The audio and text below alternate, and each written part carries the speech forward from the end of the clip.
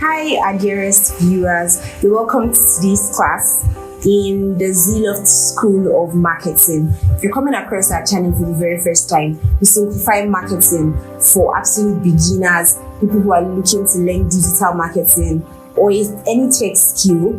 And then for people who are already marketing professionals and want to up their game, or for entrepreneurs and business owners who are looking for more ways to maximize profits and grow their businesses and brands. So this is a good time to remind you to hit the like button, the subscribe button, and the notification bell so that you don't miss out on any of the amazing stuff we have in store for you on this channel. So as is our custom to do, we'll be answering some of the questions asked from our last class, and that was how to create content that converts, content marketing 101. That's why we'd always encourage you and advise you to use the comment section, because we'll go ahead to go over those questions one after the other and answer them in a way that benefits you, clarifies your confusions or gray areas you might have, gives you more insights, and also helps every of our viewers and everyone who is actually following and learning from our videos and our classes. The first question we have here is, what is content marketing and how is it different from traditional marketing? Content marketing focuses on creating and sharing valuable, relevant content to attract and engage your target audience. Traditional marketing just pushes products, pushes services. It just uses the whole approach of one size fits all.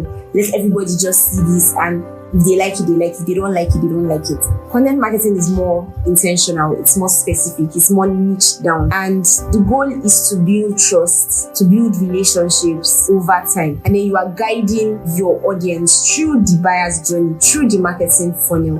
So it's not just a hit and miss approach, or let's just try and see where it leads us. No, you are more intentional, you're more strategic with content marketing. A traditional marketing often just aims for immediate sales. So we have a plot of land for so and so buy. Content marketing might take the approach of things to consider when buying a land, right? How to become a landowner before 30 reasons why you should own a land. So it nurtures relationships, builds trust, and then nurtures long-term, encourages long-term brand loyalty. Now the next question we're answering today is, why isn't my content driving sales, though I'm getting a lot of traffic? So are you confused? You're getting traffic, but you're not getting sales at the end of the traffic. Now traffic is great, but if your content is not converting, it may not be aligned with your audience needs or positioned properly within your sales funnel. So you might be giving awareness type of content to people who are supposed to be in the action phase, or the desire phase, or the interest phase. To understand what I just spoke about, go back to our previous videos on the marketing funnel, and then of course you would understand how that works and how to create content for every phase. Now you need to create content that addresses your audience's needs or is positioned properly within your sales funnel. You need to create content that addresses your audience's pain points, solves their problems, and includes clear call to action CTAs that guide them towards making a purchase. Now you have to also try to optimize your content for different stages of the funnel: awareness, consideration, interest, decision. Now how do you choose what type of content to create? Now it depends on your audience. So you have to know your audience, and it depends on your goals. What are your goals? Are you trying to just create visibility? Are you trying to get leads? Are you trying to get sales? For example, blog posts are great at driving traffic through SEO, search engine optimization, while videos work well for engagement on social media or YouTube. And infographics simplify complex information. And podcasts build deep, loyal connections with your audience. So start by considering where your audience consume content and what type of content resonates with them the most. Test different formats, various formats, and then that would also help you determine what works best. And the next question is, what is the biggest mistake businesses make with content marketing? One of the biggest mistakes is creating content that is too focused on selling rather than providing value. I see a lot of business owners make this mistake. They're just all about sell, buy. After a while, you become you sound like a broken record. You put yourself in the shoes of your customers. Every day you went to see your friend, they always tell you, come and buy this, come and buy this. After a while, you start to avoid them. They're your friend, but you avoid them because you feel like, today, please, I'm not trying to buy anything. Every time it's always saying, buy this, buy this, buy that. Right? So sometimes you want to just go and gist with your friend. Other times you want to go and learn something from your friend. That is how it is. If you are a friend to your customers, give them variety. Yes, sell. It's important you sell because you need to make sales to stay in business. But don't make your whole persona about sales. Now, content marketing should focus on educating, entertaining, and also solving problems for your audience. Now, if you come across as too promotional, you're always promoting something without giving your audience anything of value, you risk losing trust and engagement. People also are quite selfish, so they will always gravitate towards where they can benefit something without even necessarily giving anything. But in the long run, it's all a bait because it still leads them to buying when they have built trust. But then that person is more strategic. They know that it's not overnight results. Yes. So you give value, and then after they get comfortable, they trust you, then you start to sell. Another common mistake is inconsistency. So you have to be consistent. You can't post when you feel like it. You have to create a schedule and stick to it. Sporadic posting leads to missed opportunities for growth and audience loyalty. Now, it is rumored that people have to see your brand about 10 to 15 times before they buy from you. So imagine that they see your brand today, and you know the algorithms are not helping matters. So it's not even that everybody that follows you, everybody that engages with you will always see you. Probably they follow 5,000 other brands. So the algorithm is trying to, put in ads, show them 2 or 3 brands every day. So if you're not consistent, if you do not fight for your seat at the table, fight for your space among the stars, nothing for you, I'm sorry. So the next question that we're going to be addressing today is, how do I stay consistent with content creation when I am overwhelmed with other business tasks? Now, the key to consistency is planning. You can use a content calendar. In fact, a content calendar can be a lifesaver. Now, it will help you organize your ideas and schedule posts in advance. Now, automating content posting, when you can automate and batching your content creation, that's when you write several blog posts at a time, or you film multiple videos in one sitting, can also help you save time. And if managing everything on your own becomes too much, consider outsourcing some of the content creation or hiring a team to help you out. So look for help, ask for help. You're a human, not a robot. Ask for help. Don't struggle and then affect your results because you can't handle everything. Now, next question we have here is, how long does it take for content marketing to show results? Now, content marketing is a long-term strategy and usually does not yield immediate results. I know that's like bittersweet, but it can take 6 to 12 months for you to start to see noticeable gains in traffic, in engagement, and in conversions.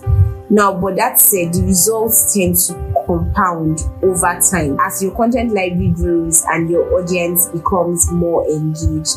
So it will work out. It might just take some time, but it will work out. So hang in there, keep posting really valuable content. Now, the key is to remain consistent, track your progress, adjust your strategy based on performance data. Don't get discouraged. Just keep on keeping on. For most of the people who have gone viral, they'll tell you that they created up to 100 videos before one went viral. But when it goes viral, this is the trick. People will now have 99 other videos or 100 other videos to refer. So they have enough. It's just like Ashake that went, the famous Nigerian musician, that went viral. But he already had like tens of songs. He had songs that he had been working on for years. So people could feast. So imagine if he went viral and then he was trying to go to the studio. Even Burna Boy was something similar, a similar story. These guys had been working for years. They had created a lot of songs, really melodious songs, but they were waiting for their big break, right? So when they got viral, people had songs to enjoy and they stuck in their minds because, of course, if people play your songs repeatedly, you engage with your brand repeatedly, you stick in their minds. It's just like if I ask you, mention 3 soda brands, I bet you're going to say Coca-Cola, Pepsi, Fanta, Coca-Cola, Pepsi, La Casera. Why? Because they stuck in your mind. So that's the goal your business or your brand should have, to be that if anybody wants to think about the best brands in your particular industry or niche, your brand will come to mind. Now, the next question we have here is, how do I create content that converts into sales and not just clicks? Now, to create content that converts, make sure each piece of content is tied to a clear goal and a call to action. For example, if you want to convert blog readers into leads, offer them a downloadable guide in exchange for their email addresses. Make sure your content provides enough value to move potential customers towards making a purchase, whether it is by solving their problem, answering their questions, or educating them about your product. People like to take, especially freebies, so always try to offer something in exchange for the action you want them to carry out or the sales you want to drive, and realize that it's a process. So lead them down that marketing funnel or that buyer journey. Our next question is, what should I include in my content calendar? The content calendar should include post date, the dates of the post that you'll be making, the platforms, the type of content, the topics, and the goals. Now, it is also helpful to include any important events or promotions coming up, so you can plan relevant content around them. Right, so make sure you align your calendar with your broader marketing strategy. So it's best that at the beginning of the year, when you're creating your marketing strategy, you also create your content calendar so that they go hand in hand, and then use it to stay organized and consistent. And then don't forget to leave room for flexibility in case you need to adjust your schedule. So don't say, because I have made this calendar, it must always be this calendar. You can be flexible about it, and you can adjust your schedule. Now, the next question is, how often should I post content? This is a question that a lot of business owners or marketers would ask. Now, it depends on the platform and your audience, but consistency is more important than frequency. So instead of saying you post every day and then struggle to maintain that schedule consistently, it's better you say once a week and you are consistent for the next 1 year. You stand a better chance of getting better results because you're predictable, there's trust, the algorithm understands you, you understand it.